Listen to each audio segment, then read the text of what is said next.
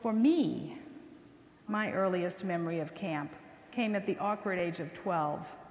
It was a church camp near Atlanta, Georgia, and I wanted to go because they offered horseback riding. One evening around the campfire, it seemed that everyone was letting Jesus into their hearts, but somehow he wasn't pushing his way into mine. I felt awkward. What was wrong with me? I just didn't seem to fit in well with these other campers. High school youth retreats in the 70s were also frightening for me.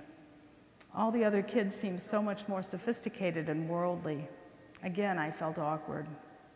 But I went anyway and ended up having a great time, nailing the roof onto our newly built fellowship hall. Many, many years later, Reverend Sherry Noah, our open door director at that time, approached me during a coffee hour and told me that I needed to take the youth of Fort Street on a mission trip. Well, this was 1998, and my oldest, Laura, was only 11, so I really didn't have a clue about teenagers, but that didn't deter Sherry. It wasn't long before she had paired me up with Bonnie Otto, and the two of us were driving through Ohio with 4 unwilling teenagers in the back of my minivan. 2 of them slept the entire way because of the graduation party they had attended the night before our departure. After an 8-hour drive, we arrived at camp with just enough time to register before dinner. When the girls did not show up at the meal, I became concerned that they were protesting this experience forced on them by well-meaning parents. I guess I shouldn't have worried.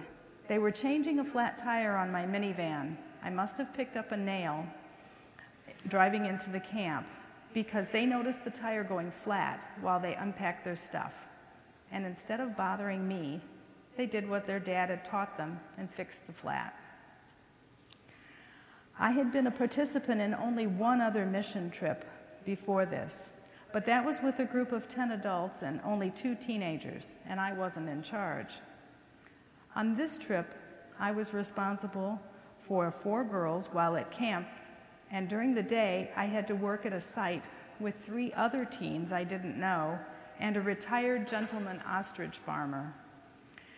And I was even more responsible because it was me that had to drive the vehicle up into the holler to the trailer where our work project was. Neither myself nor my co-leader had ever been to this camp before. It was called the Cable Lincoln Work Camp for the 2 counties surrounding Huntington, West Virginia, where the work sites were located. For over 25 years, the chaplain of Marshall University had set up a week of work for Presbyterian youth groups from all over the country. There were over 200 kids staying at a Methodist camp, and all the adults, about 2 for every 3 youth, were staying in homes of local families, mostly friends of the chaplain. Now, I'm really an introvert and pretty shy until I get to know someone. So staying in someone's home and not being able to blend anonymously into a crowd was definitely putting me outside of my comfort zone. But I forced myself, and Bonnie Otto was a great help. People knew her and loved her from years before when she brought her own teens to this camp. Since the 2 of the teens in my work group had been to the camp several times, they taught us the nuances of dealing with mountain people. These are people some would say don't take kindly to strangers, but who could blame them? Try to imagine what it would be like to have a group of strangers descend upon your home and, in a well-meaning way, try to fix it. People can't really accept you until you've sat on their front porch and chatted with them for a while, or eaten a meal at their table, or accidentally broken something precious to them. And so, it was not just at camp or at the home of my host family, but also at my work site that I found myself feeling like a fish out of water. The purpose of our 5-day building blitz was to make as many homes as possible warm, safe, and dry. So the first day, we repaired the steps leading to the front door of the trailer.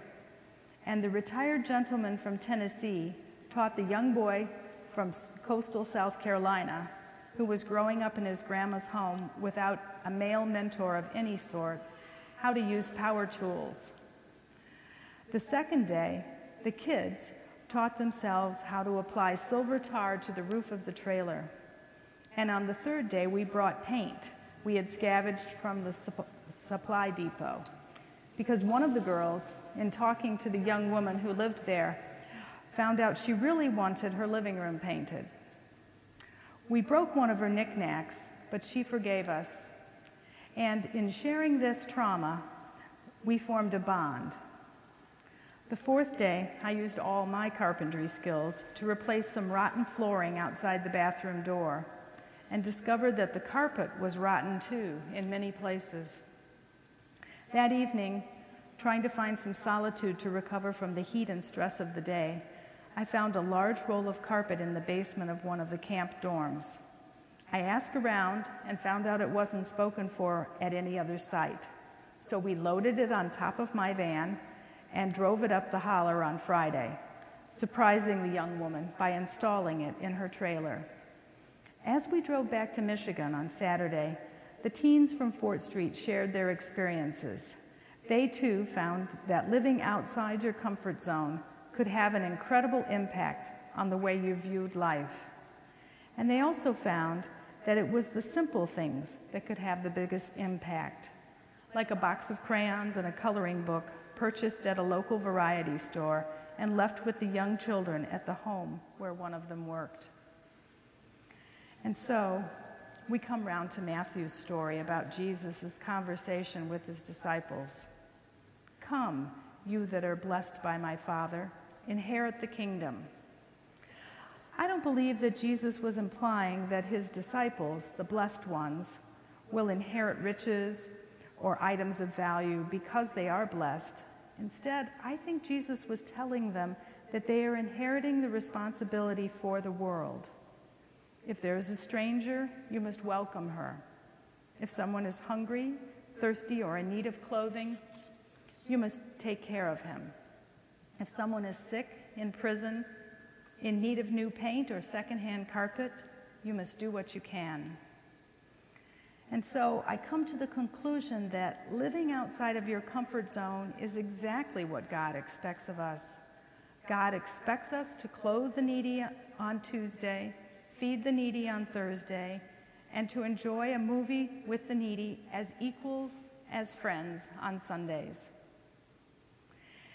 And if what you remember from your summer camp experience wasn't quite as challenging as what I've described today, if you remember camp as so much fun that you never wanted to go home, if you can still sing at least one silly camp song and want to share it with someone, if you want to make some new camp memories, then I invite you, I encourage, and like Jesus, I tell you, it is your responsibility to come to the church-wide retreat on Saturday, September 24th.